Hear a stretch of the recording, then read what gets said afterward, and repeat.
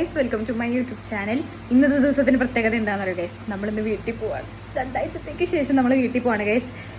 ഞാൻ എക്സാമൊക്കെ കഴിഞ്ഞപ്പോൾ വന്ന് ഇപ്പോൾ സമയം 5 മണിയായിട്ടുണ്ട്. ഇന്ന് ജുമ ഉള്ളത് കാരണം നമുക്ക് 2 മണിക്കായിരുന്നു പരീക്ഷ. ഇനി ബസ് കിട്ടുമോ എന്നുള്ളതാണ് ഏറ്റവും വലിയ കോമഡി. അതിൻ്റെ ഒപ്പം എനിക്ക് ഇന്നലെ രാത്രി ഞാൻ മൂക്കിൽ തട്ടിയിട്ടുണ്ടെന്ന് തോന്നുന്നു, ചെറിയൊരു പിമ്പിൾ പോലെ വന്നിട്ടുണ്ട്. നമുക്കത് വീട്ടിൽ പോയിട്ട് ഇനിയുള്ള 2 ദിവസം അത് ട്രീറ്റ് ചെയ്യണം ഗൈസ്. അപ്പം നമുക്ക് വേഗം പോകാട്ടോ, ഇറങ്ങാം ഗൈസ്. അങ്ങനെ നമ്മൾ തൊടുപുഴയിൽ നിന്ന് ബസ് കിട്ടി കയറി. ഈ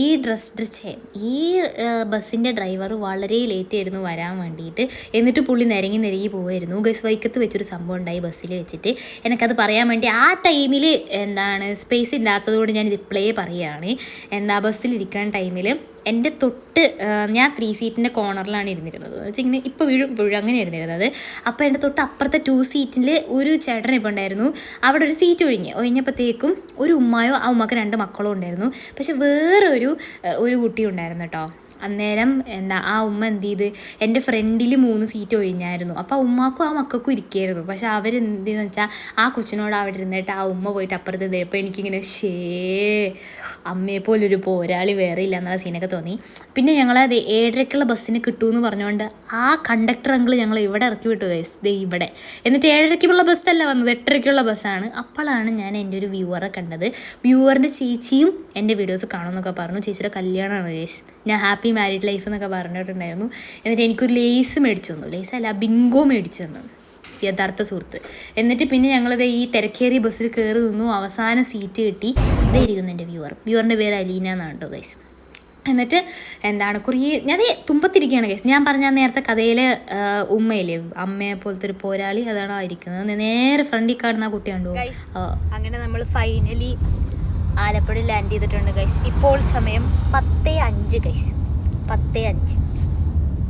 നോഫലിജിയും താത്തായി എന്നെ വിളിക്കാൻ വേണ്ടി വന്നിട്ടുണ്ട് ഗൈസ്. ഞാൻ അങ്ങനെ വീട്ടിലെത്തി. മുഖമൊക്കെ ഒന്ന് കഴുകി, മുഖമൊക്കെ കഴുകി, തല കുളിച്ചിട്ടില്ല. നല്ല വിശക്കുണ്ട്, നമുക്ക് എന്തെങ്കിലും കഴിക്കാം. അതെ, കുറേ ദിവസത്തിന് ശേഷം സൈനത്താത്ത എൻ്റെ യൂട്യൂബ് ചാനൽ ഗൈസ്. ചിരിക്കോ?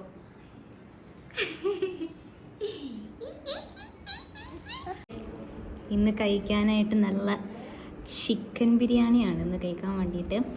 സാധാരണ ഞാൻ മാത്രം ആഗ്രഹം പറയാറുള്ളൂ.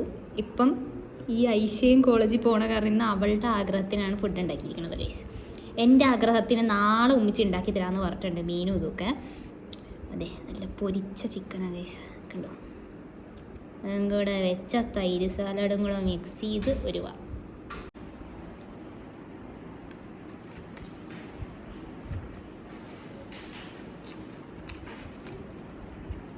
രക്ഷയില്ല ഗൈസ്. അടിപൊളി ടേസ്റ്റ്. അയ്യോ,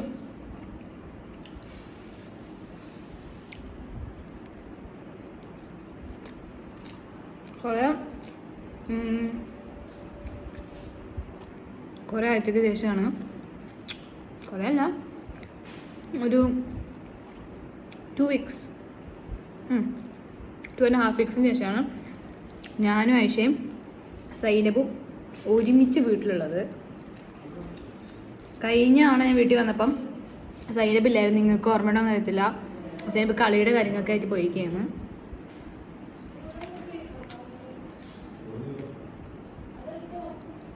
അപ്പം ഞാൻ തിന്നു എടുത്തിട്ട് വരാം. നമ്മളെ കണ്ടില്ലായിരുന്നല്ലോ.